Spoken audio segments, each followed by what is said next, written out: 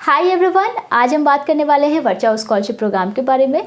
ये जो scholarship programme है सिर्फ और सिर्फ गर्ल्स स्टूडेंट के लिए है जिन लोगों ने भी 10th या 12th पास कर लिया है और वो हाई एजुकेशन करना चाहती हैं। सो यहाँ पे बॉयज़ एलिजिबल नहीं है। वर्चा फाउंडेशन उन स्टूडेंट को उन गर्ल्स स्टूडेंट को ये स्कॉलरशिप देना चाहते हैं जो लोग अंडर प्रिविलेज सोसाइटी से बिलोंग करती हैं और जिन्हें फिनेंशियली प्रॉब्लम है, जो फिनेंशियल प्रॉब्लम की वजह से अपना एजुकेशन कंटिन्यू नहीं रख पा रहे हैं। सारी कंडीशंस यहाँ पे हम डिस्कस करने वाले हैं। जो भी एलिजिबिलिटी कंडीशन है, अगर आप उसे फुलफिल कर लेती हैं देन डेफिनेटली आपको यहाँ पे स्कॉलरशिप मिलेगा। तो कैसे अप्लाई करना है, पूरा प्रोसेस यहाँ पे मैं आपको बताऊंगी। उसके साथ जो अप्लाई करने का लिंक है वो डिस्क्रिप्शन बॉक्स में है। अगर आप इस स्कॉलरशिप के लिए एलिजिबल नहीं हैं तो और भी बहुत सारे स्कॉलरशिप्स के बारे में हमने बात की हुई है जिसका प्लेलिस्ट आपको डिस्क्रिप्शन में प्रोवाइड कर दिया जाएगा। तो स्टार्ट करने से पहले आप चैनल को सब्सक्राइब करके नोटिफिकेशन ऑन कर लीजिएगा ताकि करियर रिलेटेड, गवर्नमेंट जॉब से रिलेटेड या फिर स्कॉलरशिप से रिलेटेड वीडियो की नोटिफिकेशन आपको मिलती रहे। आइए स्टार्ट करते हैं। सबसे पहले मैं आपको बेनिफिट्स के बारे में बता देती हूँ क्योंकि यहाँ पे जो बेनिफिट्स है वो 2 कैटेगरी में है। अगर आप 10th पास करने के बाद अप्लाई करती हैं देन आपको अगर आप क्लास 11th में है, एनरोल्ड कर लिया है, आपने एडमिशन ले लिया है तो उस केस में आपको 10,000 आपको स्कॉलरशिप मिलता है हर साल, ठीक है, यानी कि 11th एंड 12th में।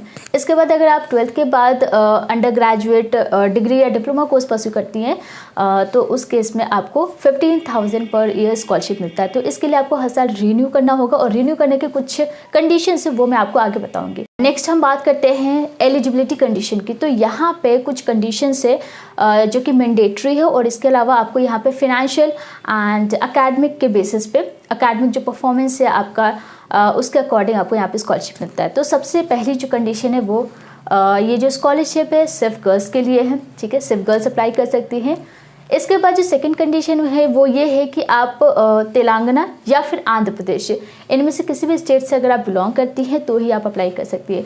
तो वर्चा स्कॉलरशिप प्रोग्राम सिर्फ और सिर्फ तेलंगाना या फिर आंध्र प्रदेश के गर्ल्स स्टूडेंट के लिए, ठीक है। उसके बाद आपकी एनुअल फैमिली इनकम जो है वो 6 लाख से ज़्यादा नहीं होनी चाहिए। अगर आपके फादर मदर दोनों अर्निंग करती हैं तो सबको मिला के, मतलब आपकी जो एनुअल फैमिली इनकम है सारे सोर्सेस को मिला के 6 लाख से ज़्यादा नहीं होनी चाहिए। तो 6 लाख पर एनम, ठीक है। इसके बाद आपके क्लास 10th या फिर 12th में 70% कम से कम होनी चाहिए अप्लाई करने के लिए। अगर आपकी 70% से कम है देन आप एलिजिबल नहीं है, ठीक है। तो ये कुछ कंडीशन है। इसके अलावा आपके पेरेंट्स बडी फॉर स्टडी या फिर वर्चाऊ के एम्प्लॉय नहीं होनी चाहिए, उस केस में आप अप्लाई नहीं कर सकती है। ये कुछ कंडीशंस है जिसके बेसिस पे वर्चा फाउंडेशन गर्ल्स स्टूडेंट को ये स्कॉलरशिप प्रोवाइड करेगी जो लोग अंडर प्रिविलेज सोसाइटी से बिलोंग करती हैं। ओके, नेक्स्ट हम बात करते हैं डॉक्यूमेंट्स की। तो कौन कौन से डॉक्यूमेंट्स की यहाँ पे ज़रूरत पड़ेगी।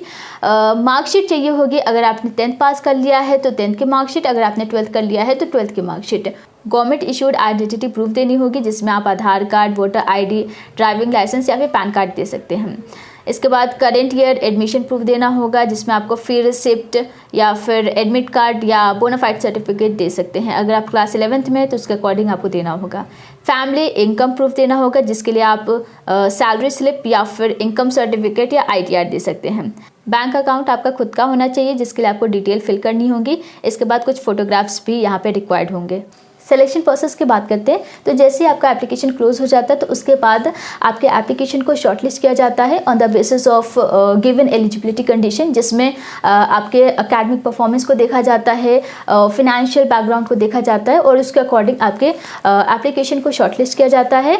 और जैसे ही शॉर्टलिस्ट हो जाता है तो उसके बाद आपके डॉक्यूमेंट को वेरीफाई किया जाता है और उसके बाद फाइनल एक लिस्ट तैयार की जाती है कि इन पर्टिकुलर स्टूडेंट को स्कॉलरशिप दी जाएगी। बट वहाँ पे भी आपका एक टेलीफोनिक राउंड होता है, टेलीफोनिक इंटरव्यू, जिसके बेसिस पे भी आपको वहाँ पे शॉर्टलिस्ट किया जाता है, ठीक है। तो इस तरीके से आपका सिलेक्शन होता है और 2 से 2.5 महीने लग जाएगा ये सारा प्रोसेस होने में।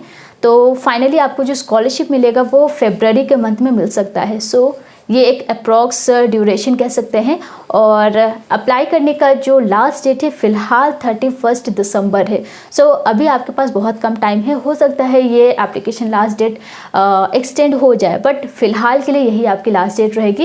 एंड अप्लाई कैसे करना है तो चलिए वो भी हम डिस्कस कर लेते हैं। सबसे पहले आपको बडी फॉर स्टडी के प्लेटफॉर्म पे जाना है। उसका जो ऑफिशियल वेबसाइट है लिंक डिस्क्रिप्शन में आपको मिल जाएगा। वहाँ पे जाने के बाद सारी चीज़ें जो भी इंस्ट्रक्शंस है वो आप देख सकते हैं। उसके बाद अप्लाई नाउ पे क्लिक करना होगा और वहाँ पे क्लिक करने के बाद सबसे पहले आपको रजिस्ट्रेशन करना होता है। ऑलरेडी अगर आपने बडी फर्स्ट स्टडी पे रजिस्ट्रेशन किया हुआ है तो सिर्फ आपको लॉगिन करना होता है।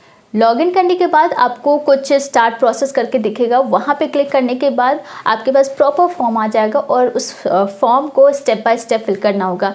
जैसे एक स्टेज को आप कंप्लीट कर लेते हैं तो उसे आपको सेव करना होगा। उसके बाद कंटिन्यू करते जाएंगे इसी तरीके से। लाइक आपका पर्सनल डिटेल पूछा जाएगा, अकेडमिक डिटेल्स होगी, जो आपका फैमिली इनकम जो है उसके बारे में भी वहाँ पे डिटेल फिल करनी होगी। ठीक है, इसी तरीके से सारी डिटेल्स फिल करने के बाद फाइनली आपको डॉक्यूमेंट अपलोड करने होंगे। डॉक्यूमेंट आप पहले अपलोड नहीं कर सकते, पहले आपको सारी डिटेल्स फिल करनी होगी। तो डॉक्यूमेंट अपलोड करने के बाद आपको रिव्यू पे क्लिक कर देना है ताकि आप सारी चीज़ें एक बार चेक कर लो और उसके बाद आप फाइनल सबमिट कर सकते हैं।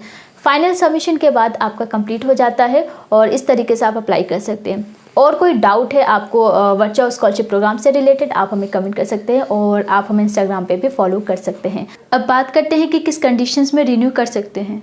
तो यहाँ पे बेसिकली आप अगर लाइक 11th के बाद ड्रॉप आउट ले लेते हैं, ड्रॉप कर देते हैं, तो उस केस में आपको स्कॉलरशिप नहीं मिलता है। लाइक आप फर्स्ट ईयर में आपको ये स्कॉलरशिप मिलता है, सेकेंड ईयर में आप ड्रॉप कर देते हैं तो भी आपको ये स्कॉलरशिप नहीं मिलेगा।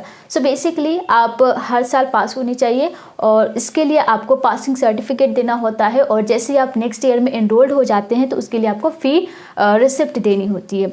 सो किसी भी टाइप का डिसिप्लिनरी इश्यूज़ नहीं होने चाहिए और हर साल आप पास होने चाहिए। तो इस तरीके से आप रिन्यू कर सकते हैं। कोई भी डाउट है आप कमेंट कीजिए और ऐसे ही वीडियोस के लिए आप चैनल को सब्सक्राइब करके नोटिफिकेशन ऑन कर सकते हैं। वीडियो को शेयर कर दीजिएगा, आप चाहो तो लाइक भी कर सकते हैं। आज के लिए बस इतना ही। Thank you so much and take care.